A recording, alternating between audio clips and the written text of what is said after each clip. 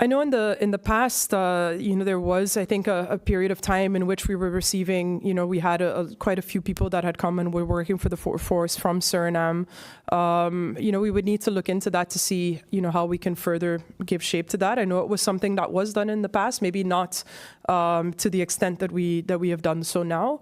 And of course, the support that we have is temporary from Suriname. Those individuals will go back, and that's also part of our agreement with Suriname, is that we won't retain their staff, because that's also been something that was an important part of that negotiation as well. So, I mean, yeah, there are options to look into that to see what those are. And I know that there's, in the past there have been discussions and cooperation between the forces. Great. My last question, we had spoken probably towards the beginning of your term as a minister about the fact that the fines that the police are actually allowed to issue, the legislation's very old and the fines are very small. You have a complicated collection process because it needs to go through the prosecutor's office. And you were going to look at revising that in the same way that Curaçao had done, increase the fees, put a special unit together. Is that something you've made any progress on? So far, no. It is something that we're working on. We're currently engaged in bringing in external support to be able to work at least on all fees and justice. So that would be an amendment of what we know as the Legesverordening, which applies to the entire government. But we want to, of course, specifically look in at the Ministry of Justice. The fees that we charge no longer actually cover the costs of providing that service. So we're looking at amending that. And as part of this, I think a next step might be looking into that. The issue right now is capacity, that we just don't have any capacity internally within the ministry to be able to do this. And we've also been we've requested that technical assistance from the TWO. However, whether or not we can get that assistance is contingent on an extension of the TWO, because as you know, it's right now, come April 2027, that should be the end of the TWO. There are discussions now about extending the lifespan of that. So that technical assistance is also tied into that kind of lifespan discussion that we have, which hopefully within the next 2 months we should have clarity, and then hopefully then we would be able to draw on some external expertise to assist us with that, because simply within the ministry we don't have the capacity. Thank you, Minister. Jacqueline, you have the final question. Thank you. Minister, I know you'd rather not say where the female prisoners from Point Blanche are held, but through the court we learned that Mrs. Joy Walker, convicted child rapist, is held in Holland. Why is, you will not talk about individual cases, but my question is, the cost of the detention in Holland is way more expensive than here. When it's like 400 guilders here, it might be 400 euros there per day. So that amounts to a certain 10,000 per month per detainee. Why would you send somebody who is not a murderer or a serial murderer that goes to Vught? Why would you send somebody who is not that dangerous to Holland with the Sint Maarten taxpayer having to pay for her for the next 3 years? Yeah, so she's not in Holland. That's incorrect. And currently, actually, at present, we are not. So as part of the arrangement, last year, I requested assistance from the Netherlands in order to help us with a couple of different things. Detention capacity, looking into bringing in external support into the prison, because we saw it as an immediate need to stabilize operations in order to ensure the right conditions for construction. We can't have an event happen such as last year, so it's really, really important to us that it's safe within that facility. And we were going through all the steps of, okay, how are we going to pay for it? Because we already have very limited budgetary room to do what we have to do. So in those negotiations and in those discussions with the Netherlands, one of the things I requested was, they were unwilling to pay for staff and things like this. But in the end, the kind of the quid pro quo in that sense was, can I not pay the invoices that are currently being sent for the people that we have housed in the Netherlands? that is where I was told, sure, no problem, we will not charge you. So as of January, we have not been paying for anybody that is currently housed in the Netherlands. And actually under the arrangements, we were paying for some people, not for other people. The way that we also use, there are different ways in which we can transfer prisoners within the kingdom. We have the ORD, which is actually the onderlinge regeling detentiecapaciteit. And then for medical reasons, for security reasons, or detention capacity reasons, the public prosecutor can request within the kingdom for inmates to be transferred over. So in the case of these ladies that were moved out of Point Blanche, in that sense, that is a request that goes through the public prosecutor, not the minister. And on the basis of those agreements as well, we are also now not paying for inmates housed in Aruba, Curaçao, Bonaire on the basis of this regeling. But then, of course, it's also tied in time. You know, we can make use of the space for a year, for something like that. So we have a lot of those arrangements within the kingdom. So yes, those are, and so we're not right now, you know, and this would also be, if it were true, not an inmate that we would have sent, because typically people that are sent to Holland are the long sentences, because it's also inefficient for us to have to transport and then transport back if you're serving a shorter sentence. We also look at security risks and all of these different factors. So it's not just, you know, we roll a dice and you pull a name out of a hat. These are considerations made looking at the types of offenses. So I hope that answers the question.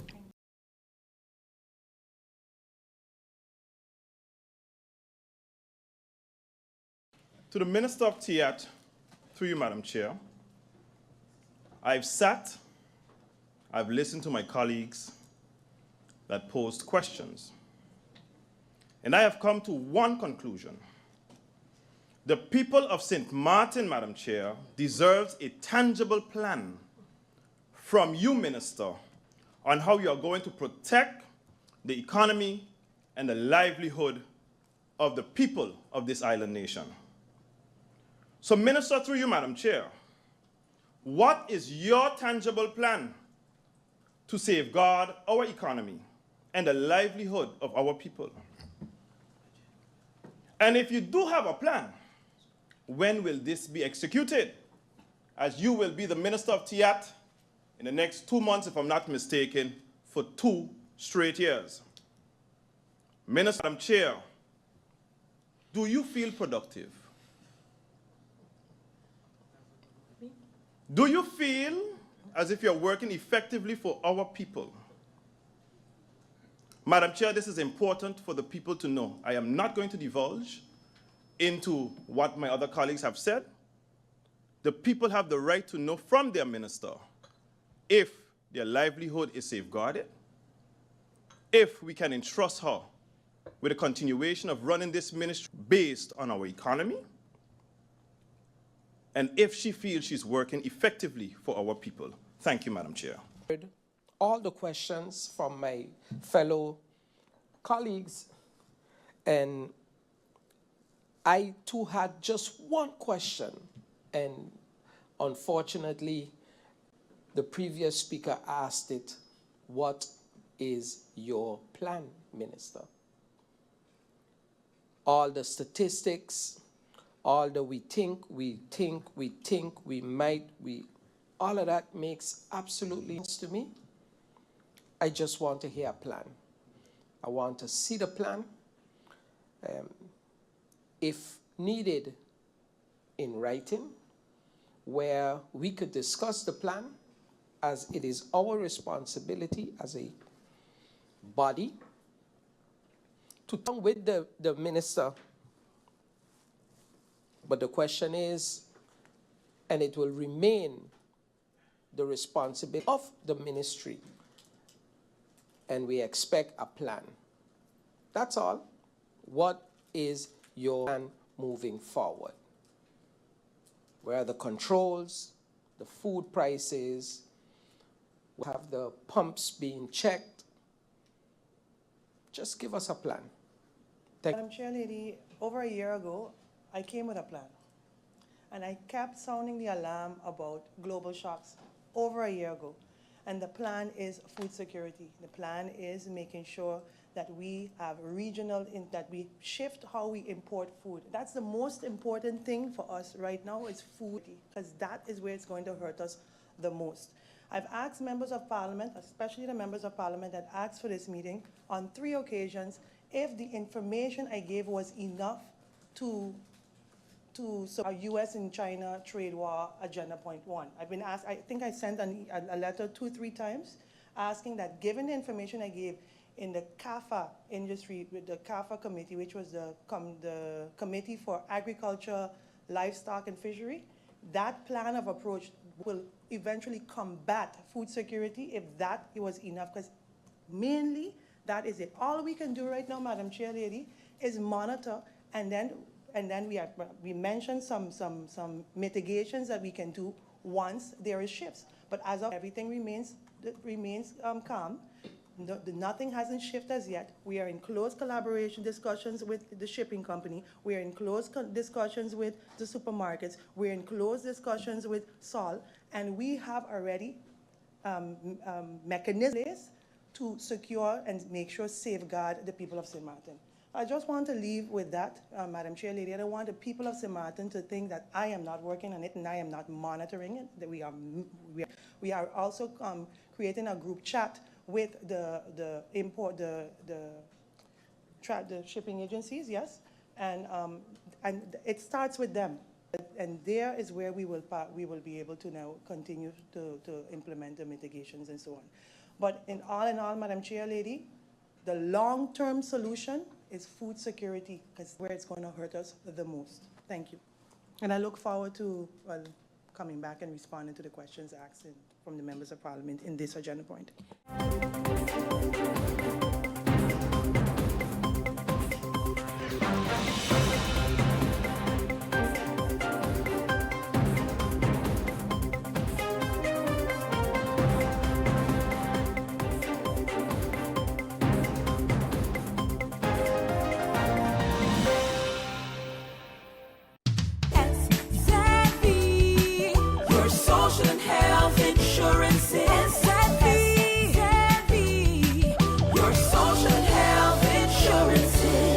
Are you SXM insured?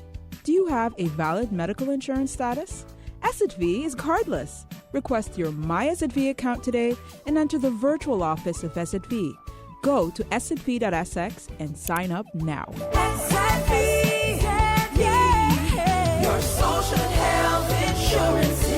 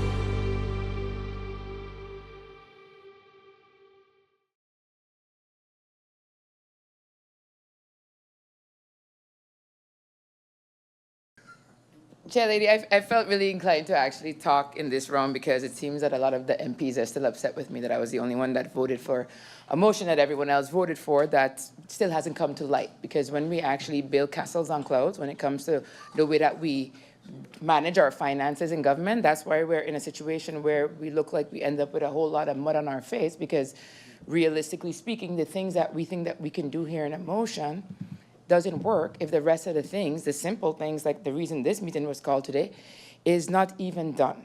But I also realize, Madam Chair Lady, that my colleagues are upset about a policy that the minister publicly announced.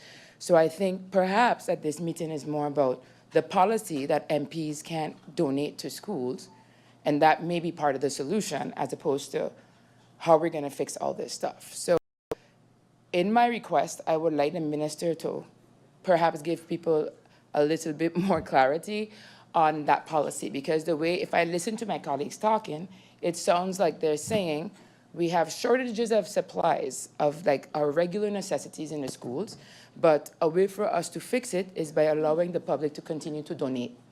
If the public is going to continue to donate, then the schools will never have the opportunity to actually know what their requirements are. So where the accountability lies is that the schools every year, just like MP Myers said, you have the same amount of students most of the year. So why would we be planning month to month?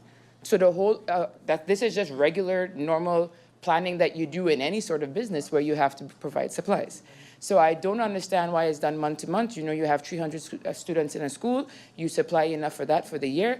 But then what we're forgetting is that as simple as it is to fix procurement or to fix the policy or to look how much you have, look how much things you need or what you're short on, we forget about the fact that government is a crappy money manager. Our priorities are in the wrong place. And maybe if we stop taking money from FASA to put in a 3-month plan in education and actually just focus on the basics, we can actually get somewhere. That's it. But I would love the minister to please explain her policy, because it seems people are upset in here. Thank you very much, Madam Chair Lady.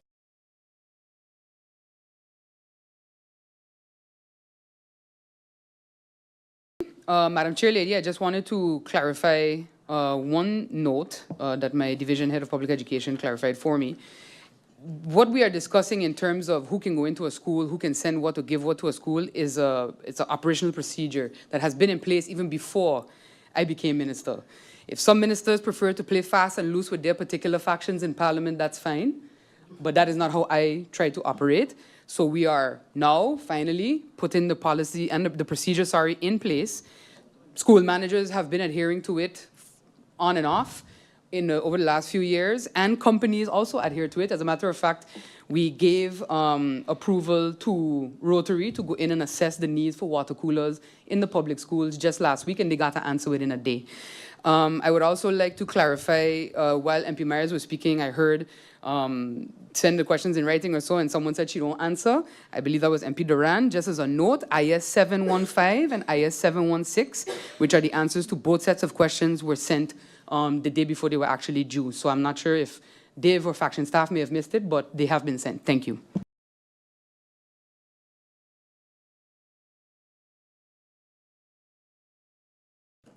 So there are over 50 countries now that regulate cannabis in some form, whether medicinal or adult use or any other way.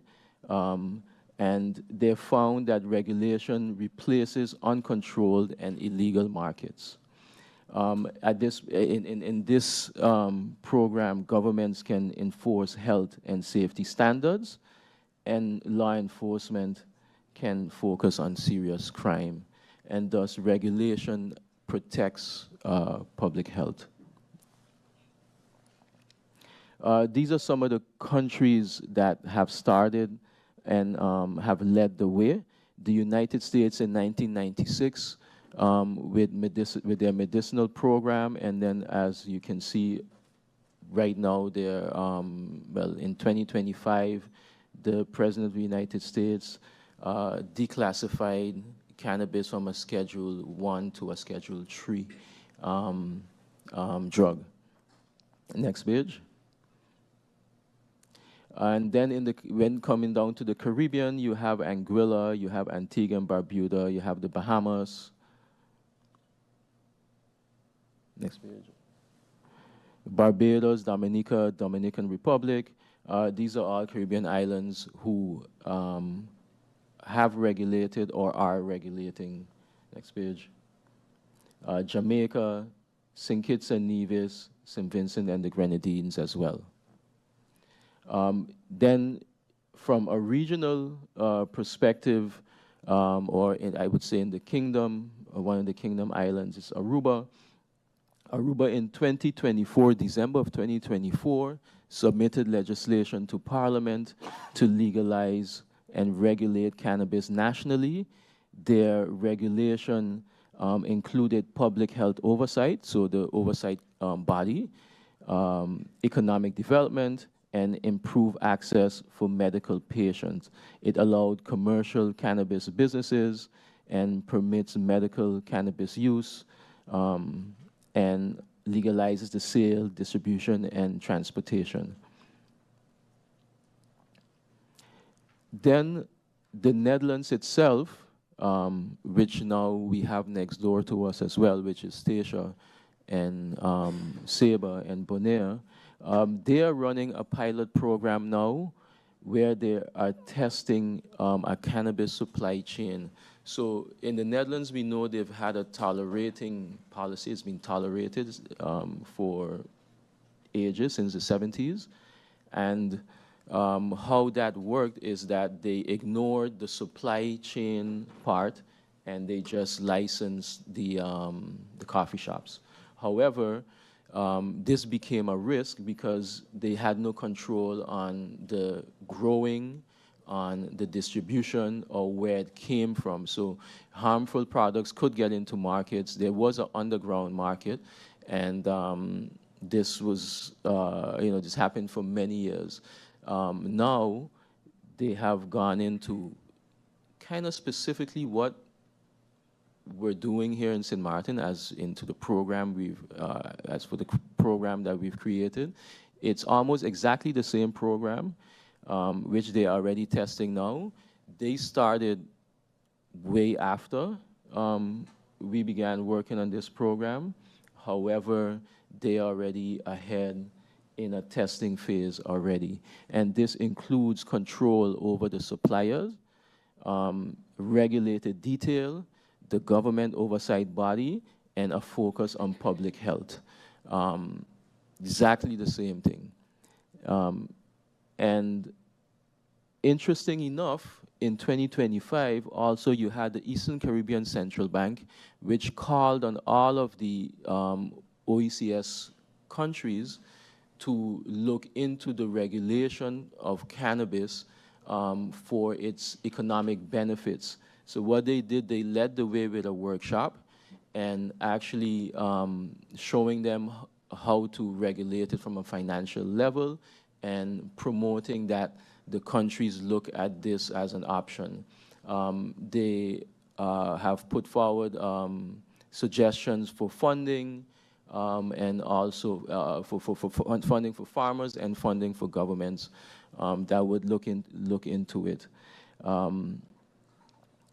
Their objective was to integrate cannabis revenues into a formal financial system, create transparency and financial stability, and support a regulated and compliant industry. For them, the points for them is, next page, was that it would actually be legally regulated, that is financially transparent, that they were anti-money laundering compliance, and that it was also CFT compliant. A quote from the Eastern Caribbean Central Bank is, "The absence of banking access creates systemic risk, not cannabis itself." They have publicly recognized the industry as a potential growth sector for the Caribbean.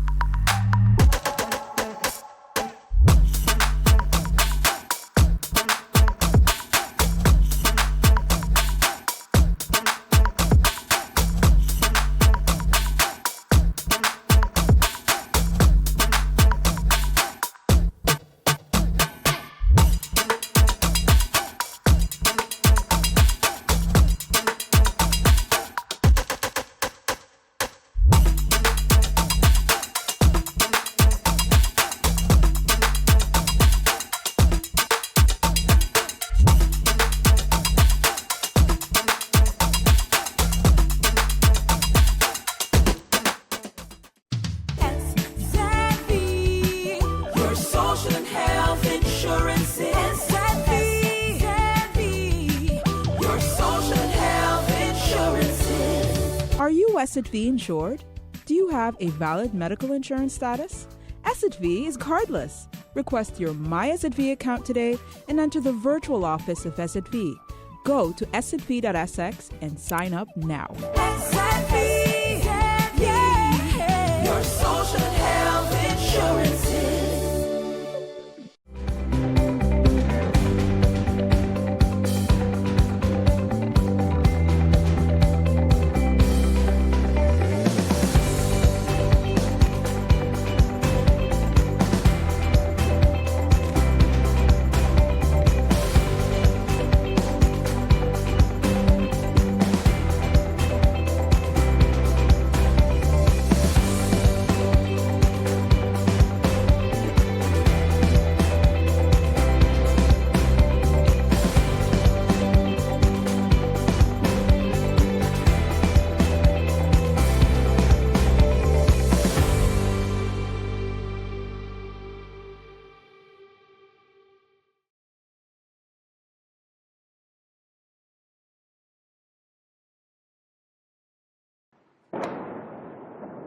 In southern Beirut today, an Israeli bombardment.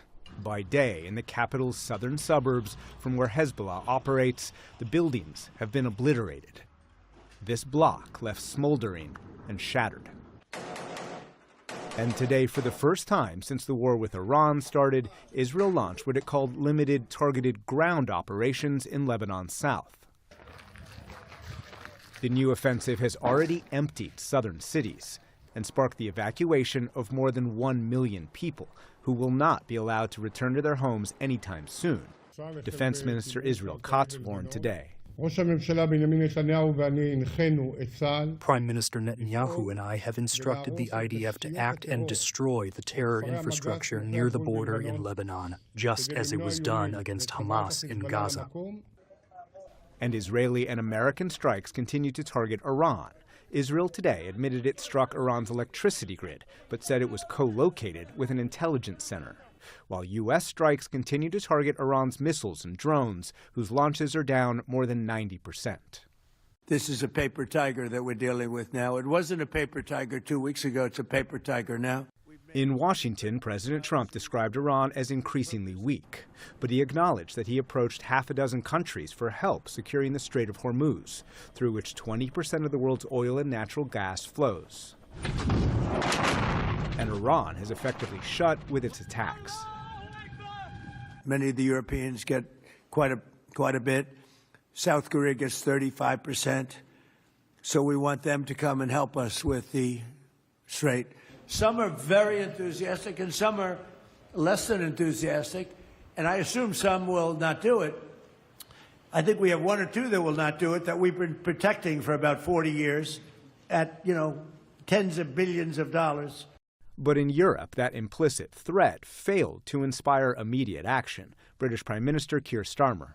So we're working with all of our allies, including our European partners, to bring together a viable collective plan. And a European official goes further, telling PBS NewsHour that while the war is ongoing, no European countries are interested in deploying military assets to help secure the Persian Gulf. Why are we protecting countries that don't protect us? And I've always felt that was a weakness of NATO. We were going to protect them, but I always said when in need, they won't protect us. We don't need them, but it's interesting. I'm almost doing it in some cases, not because we need them, but because I want to find out how they react.